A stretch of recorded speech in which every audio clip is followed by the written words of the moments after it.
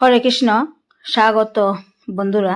তো আজকেও একটা দুর্দান্ত রেসিপি শেয়ার করছি। এই শীতকালে এই রেসিপিটা আমি তৈরি করি প্রতি বছরই। ধনেপাতার পকোড়া শীতকালে তো এই ধনেপাতা প্রচুর পাওয়া যায়। এইভাবে মুচমুচে পকোড়া তৈরি করলে খেতে একদমই খুব টেস্টি, অসাধারণ, একদম মুচমুচে। তো আমি কিভাবে তৈরি করলাম অবশ্যই আপনারা পুরো ভিডিওটা দেখবেন। তো ধনেপাতার পকোড়া করার জন্য ধনেপাতা খুব ভালোভাবে ধুয়ে নিলাম। এই লম্বা লম্বা ধনেপাতাগুলি লাগবে পকোড়া করার জন্য।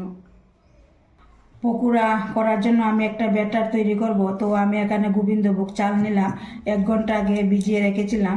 আর 1 টুকরো আদা দিয়ে দিলাম, 3টা কাঁচা লঙ্কা, অল্প জিরে গুঁড়ো দিয়ে খুব ভালোভাবে পেস্ট করে নেব। তো এবার একটা বাটির মধ্যে এই পেস্টটা নিয়ে নিলাম। এর মধ্যে দিয়ে দিতে হবে 1 চামচ বেসন, পরিমাণ মতো লবণ, মতো হলুদ, চামচ চিনি। এবার মিক্সি জারের এই বাটিটা দিয়ে একটু জল দিয়ে দিলাম, দিয়ে খুব ভালোভাবে এটা পেস্টটা একদম মিশিয়ে নেব। তো অল্প একটু কালো জিরা দিয়ে দিলাম, দিয়ে পেস্টটা একদম খুব ভালোভাবে মিশিয়ে নিলাম।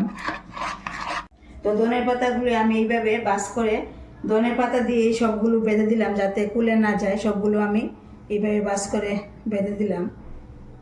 এবার ব্যাটারে খুব ভালোভাবে ব্যাটার লাগিয়ে কড়াতে দিয়ে দেব।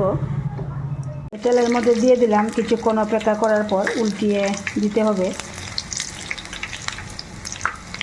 এরপর ভাজা হয়ে আসলে নামিয়ে নেব। তো এবার ভাজা হয়ে গেল, নামিয়ে নিচ্ছি। এই দেখুন একদম কত সুন্দর হলো। এই ভাজা দেখুন কতটা একদম মুচমুচে হলো, পারফেক্ট হলো এই যে ধনেপাতার পকোড়া। তো এইভাবে একবার খেয়ে দেখবেন আপনারা, খুবই ভালো লাগবে। তো সবগুলো পকোড়া আমি এইভাবে ভেজে নিলাম, দেখুন কতটা সুন্দর লাগলো। আর খেতেও কিন্তু একদম দারুণ হলো, একদম খুব টেস্টি হলো।